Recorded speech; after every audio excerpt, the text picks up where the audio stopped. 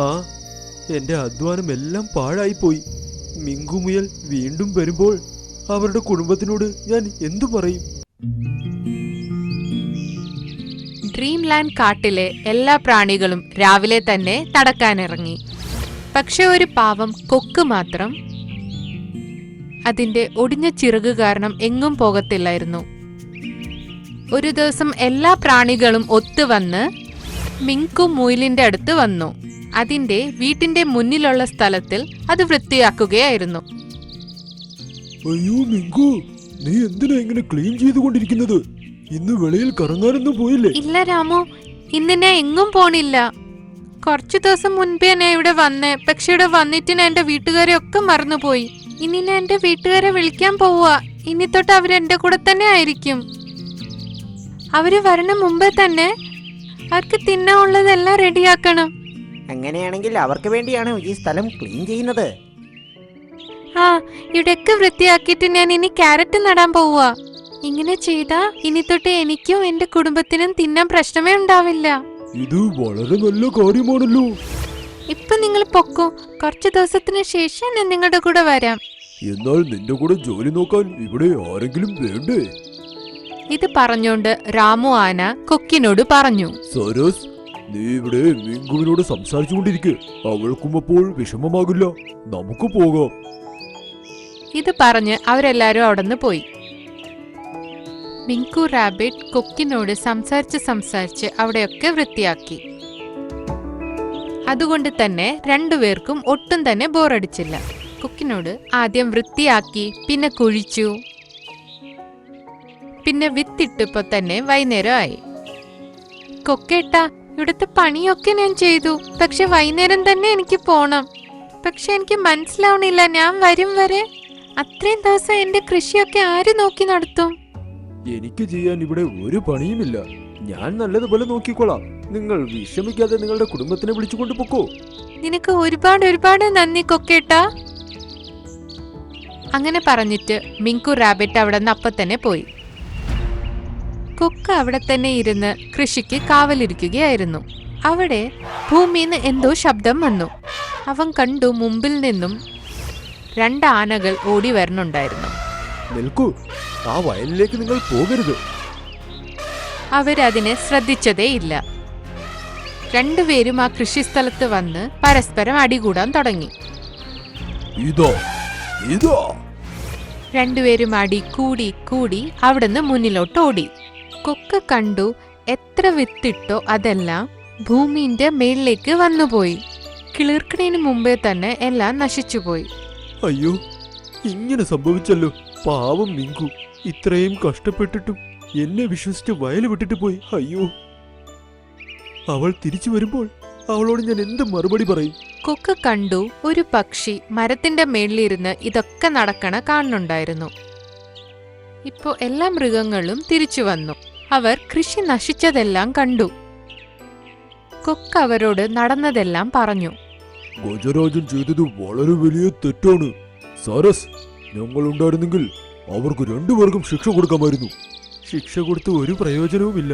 ഇത് നോക്കേണ്ടിയിരുന്നത് എന്റെ കടമയായിരുന്നു. ഞാൻ തന്നെ ഈ കൃഷിനിലം ശരിയാക്കാം. ഇതിന്റെ ഈ സാഹസം കണ്ട് എല്ലാ മൃഗങ്ങളും ഞെട്ടിപ്പോയി. അടുത്ത ദിവസം രാവിലെ തന്നെ മിങ്കുന്റെ വീട്ടിന്റെ അടുത്ത് കൊക്ക് പോയി. അപ്പൊ അവൻ കണ്ടു വിത്തൊക്കെ ഒരുപാടുണ്ടായിരുന്നു.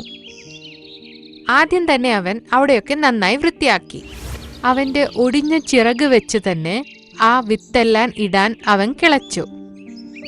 എല്ലാ പ്രാണികളും അവരവരുടെ ജോലി ചെയ്യുകയായിരുന്നു. പക്ഷെ അത് മൊത്തം 2 ദിവസം തന്നെ കിളയ്ക്കാനായി എടുത്തു.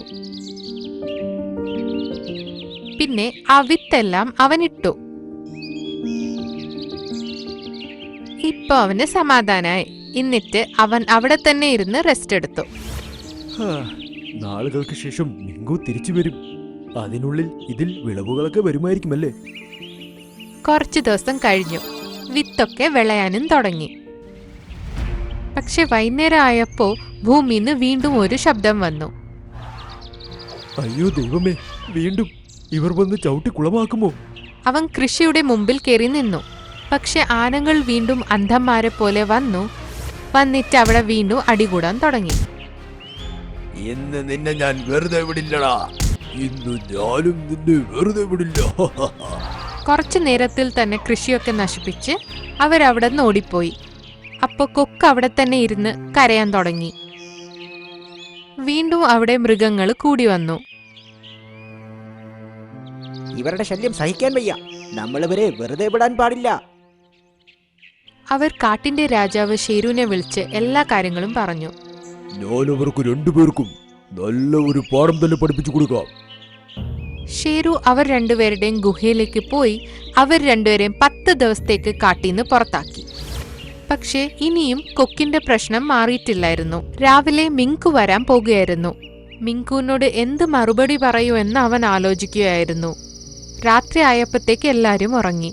പക്ഷെ അവന്റെ കണ്ണിൽ ഉറക്കമില്ലായിരുന്നു. അവൻ കൃഷിയിലടുത്തിരുന്ന് ആലോചിക്കുകയായിരുന്നു. അപ്പോ അവൻ കണ്ടു, ഏത് പക്ഷി എപ്പോഴും മരത്തിലിരുന്ന് അവനെ നോക്കുമായിരുന്നോ അത് അവന്റെ അടുത്ത് വന്നിരുന്നു. ചങ്ങാതി പക്ഷി, നിനക്ക് സുഖമാണോ? ഞാൻ നന്നായിട്ടുണ്ട് കൊക്കെ, നീ എങ്ങനെയാ? അയ്യോ, നിനക്ക് സംസാരിക്കാൻ പറ്റുമോ? എന്നിട്ടെന്താ ഇത്രയും നാളായി എന്നോട് സംസാരിക്കാത്തത്? ഞാൻ ഈ കാട്ടിലെ അല്ല കൊക്കെ, ഞാൻ മായാമലയിലുള്ളതാ.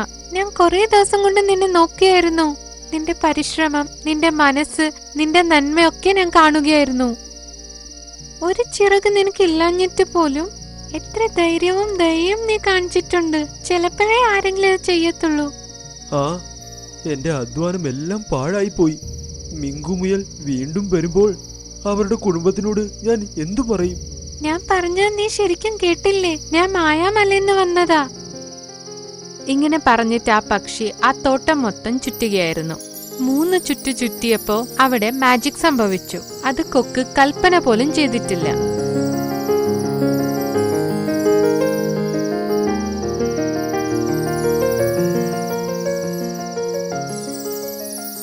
ഭൂമി താനെ വൃത്തിയായി. മുമ്പത്തെക്കാളും ഒരുപാട് ക്യാരറ്റ് അവിടെ വന്നു. ആ, കൊള്ളാമല്ലോ. വളരെ മനോഹരമായ ഒരു വയലായി ഇത്. നിങ്ങൾക്ക് കോടാനുകോടി നന്ദി. ഇപ്പോഴേ നന്ദി വേണ്ട, ഇനി ഒരു കാര്യം കൂടെ ഉണ്ട്. എന്ത് ജോലി? ഇത് കേട്ടപ്പോ പക്ഷി കൊക്കിന്റെ തലയിലും 3 വട്ടം ചുറ്റി. എന്നിട്ട് ആകാശത്തിൽ പറന്നു. അവസാനമായി ഇവർ എന്താണ് ഈ പറയാൻ വരുന്നത്? കൊക്ക് ശ്രദ്ധിച്ചപ്പോ അവന്റെ ചിറകിപ്പോ ശരിയായി. അവൻ ചിറകടിച്ചു പോൻ കാറ്റത്ത് മേളില് പോവാൻ തുടങ്ങി. ആഹാ, എനിക്കും പറക്കാൻ പറ്റുന്നു. അവന് സന്തോഷം തടുക്കാൻ പറ്റിയില്ല. അടുത്ത രാവിലെ മിങ്കു റാബിറ്റ് അവന്റെ കുടുംബത്തോടെ അവിടെ വന്നു. അപ്പോ അതിന്റെ ഒപ്പം തന്നെ ബാക്കി മൃഗങ്ങളും അവിടെ വന്നു. പക്ഷെ അവര് കണ്ടപ്പോ ആ തോട്ടം മൊത്തം പച്ചപ്പായിരുന്നു. കൊക്കും മൊത്തം ശരിയായി. അപ്പോ അവരെല്ലാരും ഞെട്ടിപ്പോയി. എന്നിട്ട് കൊക്ക് അവരോട് എല്ലാം പറഞ്ഞു കൊടുത്തു. അപ്പോ എല്ലാ മൃഗങ്ങളും സന്തോഷിച്ചു. എന്റെ കൊക്കേട്ടാ, നിങ്ങൾ എന്റെ കുടുംബത്തിന് വേണ്ടിട്ട് എടുത്ത കഷ്ടം, അതിന്റെ നന്ദി എനിക്ക് ഒരിക്കലും വീട്ടാൻ പറ്റില്ല. ഇത് എന്റെ ഭാഗ്യമാണ്. നിന്റെ ഈ തോട്ടം കാരണമാണ് എന്റെ എല്ലാ പ്രശ്നങ്ങളും അവസാനിച്ചത്. എനിക്കിപ്പോൾ പറക്കാൻ പറ്റും. പറഞ്ഞിട്ട് അവൻ സന്തോഷത്തിൽ ചിറകടിക്കാൻ തുടങ്ങി. ബാക്കിയുള്ള മൃഗങ്ങളും സന്തോഷത്തിൽ തുള്ളിച്ചാടാൻ തുടങ്ങി. ആര് മറ്റുള്ളവരുടെ നന്മ ഓർക്കും, അവർക്കൊരിക്കലും തിന്മ സംഭവിക്കില്ല. നിങ്ങൾ കുട്ടികൾ എപ്പോഴും തമാശയെ പറയൂ. നിങ്ങൾ കഴിക്കുന്നതിനെ കുറിച്ച് മാത്രമേ ചിന്തിക്കുന്നുള്ളൂ. കീടങ്ങൾ വന്നു കഴിഞ്ഞാൽ എല്ലാം ഒരു ദിവസം കൊണ്ട് തന്നെ തീർക്കും. എന്നാൽ ജീവിക്കാൻ നമുക്ക് കൃഷി ചെയ്തല്ലേ പറ്റൂ. അങ്ങനെയുള്ളപ്പോൾ മഴക്കാലം വരുമ്പോൾ നമുക്ക് കഷ്ടപ്പെടാതെ കഴിക്കാം.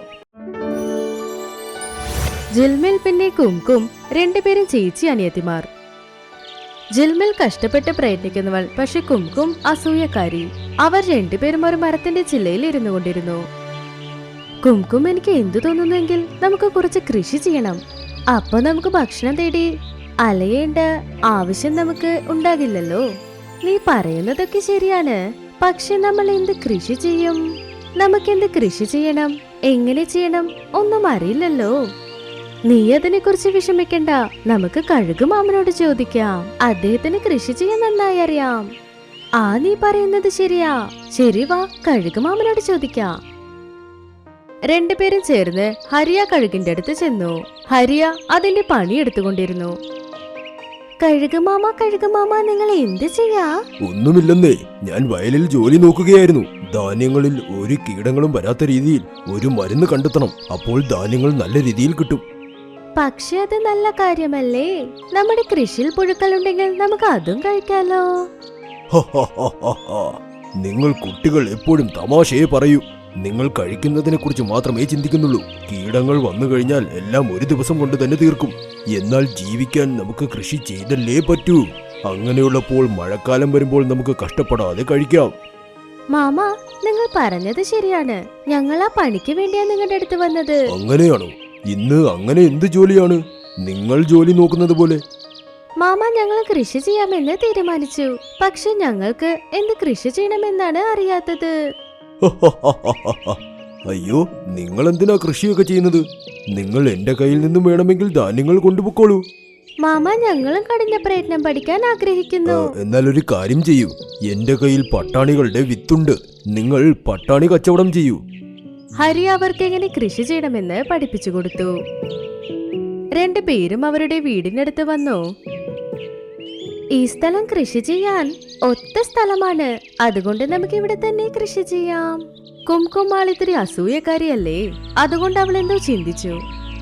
ഇല്ല ഇല്ല, ഇത് നമ്മുടെ കൂടിനേക്കാൾ കുറച്ച് ദൂരെയാ. നീ ഒരു കാര്യം ചെയ്, എന്റെ കൂടിനടുത്ത് നീ കൃഷി തുടങ്ങിക്കോ. അപ്പൊ ഞാൻ അടുത്തിരുന്ന് അതും നന്നായി നോക്കും. ആഹാ, ഇത് നല്ല കാര്യം തന്നെ. രണ്ട് പക്ഷികളും വയലിൽ കഠിനമായി പ്രയത്നിച്ചു. അവർ പച്ചക്കടല കൃഷി തുടങ്ങി. ഇപ്പൊ വയലിൽ പച്ചക്കടലയും വന്നു. ഹേയ്, ഇത് കണ്ടോ നമ്മുടെ വിളവ് എത്ര നന്നായെന്ന്? ഇവിടെ നോക്ക്, പച്ചക്കടല നന്നായിട്ടുണ്ട്. നമ്മൾ ഇനി ഭക്ഷണത്തിന് അവിടെയും ഇവിടെ പോകേണ്ട ആവശ്യമില്ല. പച്ചക്കടല ഉണങ്ങിയതും നമ്മൾ രണ്ടുപേരും പിരിച്ചെടുക്കാം. നീ പറയുന്നത് ശരിയാ. പച്ചക്കടല ഉണങ്ങിയതും നമുക്കത് വീതിച്ചെടുക്കാം. രണ്ട് പറവകൾ രാത്രിയായതും അവരുടെ കൂട്ടിൽ ഉറങ്ങാനായി പോയി. അപ്പൊ കുംകും ചിന്തിച്ചു, ഒരു പക്ഷെ ഇപ്പൊ വിളച്ചൽ ഭാഗിച്ചാൽ പകുതി പകുതിയായി എടുക്കണമല്ലേ? അപ്പൊ ഒരു കാര്യം ചെയ്യാം, ചിൽമിൽ വരുന്നതിന് മുന്നേ ഞാൻ കുറച്ച് പച്ചക്കടല എടുത്ത് എന്റെ കൂട്ടിൽ തന്നെ വെക്കാം. അതിങ്ങനെ ചിന്തിച്ച് അത് വയല് നോക്കി പോയി. പച്ചക്കടല പറിച്ചുകൊണ്ടുവന്ന് അത് അതിന്റെ കൂട്ടിൽ വെക്കാൻ തുടങ്ങി. രാത്രി മുഴുവനും അത് ഈ പണി ചെയ്തുകൊണ്ടിരുന്നു. അതുകൊണ്ട് ഇപ്പൊ കൂടിനുള്ളിൽ ഒരുപാട് പച്ചക്കടലകൾ ഉണ്ടായിരുന്നു. അടുത്ത ദിവസം, അയ്യോ, നമ്മുടെ വയലിലെ വിളിച്ചാൽ ആരാ എന്താ ചെയ്തത്? ആരോ മോഷ്ടിച്ചതുപോലെ എനിക്ക് തോന്നുന്നു. ഇവിടെ നോക്ക്, ആരെങ്കിലും ചെയ്തിട്ടുണ്ടാകും. ശരി, അവരോട് ക്ഷമിക്കേ. നടന്നതൊക്കെ നടന്നുപോയി. കുറച്ച് നാൾ കഴിഞ്ഞ രണ്ട് പറവകളും അവരുടെ വയലിൽ ചെന്നു. എന്തായാലും കടല ഉണങ്ങിയല്ലേ, ഇപ്പൊ നമുക്ക് വീതിച്ചെടുക്കാം. ഹാ, നീ പറയുന്നത് ശരിയാ. രണ്ടുപേരും പച്ചക്കടല വീതിച്ചെടുത്തു. പിന്നെ അവരുടെ കൂട്ടിൽ വെച്ചു. ജിൽമിൽ അതിന്റെ കൂട്ടിൽ വന്ന് ആലോചിച്ചു, ഇത്ര കഷ്ടപ്പെട്ട് ഞങ്ങൾ പച്ചക്കടല കൃഷിയിട്ടു. പക്ഷെ അറിയില്ല, ആരും മോഷ്ടിച്ചിട്ട് പോയി. ശരി, എന്തോ ആവട്ടെ, ഇതിലുള്ള കടല സത്യത്തിൽ എനിക്ക് കൂടുതലാണ്. പക്ഷെ കുംകും കൂട്ടിലിരുന്ന് ആലോചിച്ചു കൊണ്ടിരുന്നു, ഞാൻ ജിൽമിലിനെ പറ്റിച്ചതുകൊണ്ട് ഇപ്പൊ എന്റെ കയ്യിൽ ഒരുപാട് വിളവുണ്ടെന്ന്. ഇനി ഒരു വർഷത്തേക്ക് ഒന്നും ചെയ്യേണ്ട ആവശ്യമില്ലെന്ന്. അത് കഴിഞ്ഞത് ഉറങ്ങി. പക്ഷെ കുറച്ച് ദിവസങ്ങൾക്ക് ശേഷം പച്ചയെ പറിച്ച കടല കേടുവന്നു. അതുകൊണ്ട് ഉണങ്ങിയ കടലയും കേടുവന്നു. കുറച്ച് ദിവസത്തിൽ നോക്കുമ്പോൾ എല്ലാ പച്ചക്കടലയും കേടുവന്നു. അപ്പതിരുന്ന് കരയാൻ തുടങ്ങി. ജിൽമിൽ അവളുടെ കൂട്ടിൽ വന്നു. ഹേ, എന്ത് പറ്റി? നീ എന്തിനാ കരയുന്നേ? ഇവിടെ നോക്ക്, എന്റെ എല്ലാ കടലും നശിച്ചു പോയി. പക്ഷെ എന്റെ കയ്യിലുള്ള പച്ചക്കടലയ്ക്ക് കുഴപ്പമില്ലല്ലോ. നിന്റെ കടലയ്ക്ക് മാത്രം എന്ത് പറ്റി? ഞാൻ നീ അറിയാതെ അസൂയപ്പെട്ട് പച്ചക്കടല എല്ലാം പറിച്ചു കൊണ്ടുവന്നു. പച്ചക്കടല ശരിക്കും ഉണങ്ങിയില്ലല്ലോ, അതുകൊണ്ട് കുറച്ച് ദിവസത്തിൽ കേടുവന്നു. അതിന്റെ അടുത്തുള്ളത് കൊണ്ട് ഉണങ്ങിയ കടലയും നശിച്ചു പോയി. ഈ അത്യാഗ്രഹം കൊണ്ട് ഒരു ഗുണവുമില്ല. ഞാൻ പട്ടിണി കിടന്നു മരിക്കും. എന്റെ കയ്യിൽ ഒരു വിത്ത് പോലുമില്ല. നിനക്കിപ്പോ ചെയ്ത തെറ്റ് മനസ്സിലായില്ലേ? അത്യാഗ്രഹം എപ്പോഴും ശരിയായതല്ല. വിഷമിക്കണ്ട, എന്റെ കയ്യിലുള്ള കടലയിലെ പകുതി ഞാൻ നിനക്ക് തരാം. ഞാൻ നിന്നെ പറ്റിച്ചു, പക്ഷെ നീ അതിനു പകരം നിന്റെ കടല തരാൻ പറയുന്നു. ശരിക്കും നിനക്ക് ഒരുപാട് നന്ദി. സാരമില്ല, നിന്റെ അത്യാഗ്രഹം നിന്നെ വിട്ട് പോയില്ലേ. നമുക്ക് വീണ്ടും കൃഷി ചെയ്യാം. അങ്ങനെ രണ്ട് പറവകളും ചിരിച്ചുകൊണ്ടേ കെട്ടിപ്പിടിച്ചു.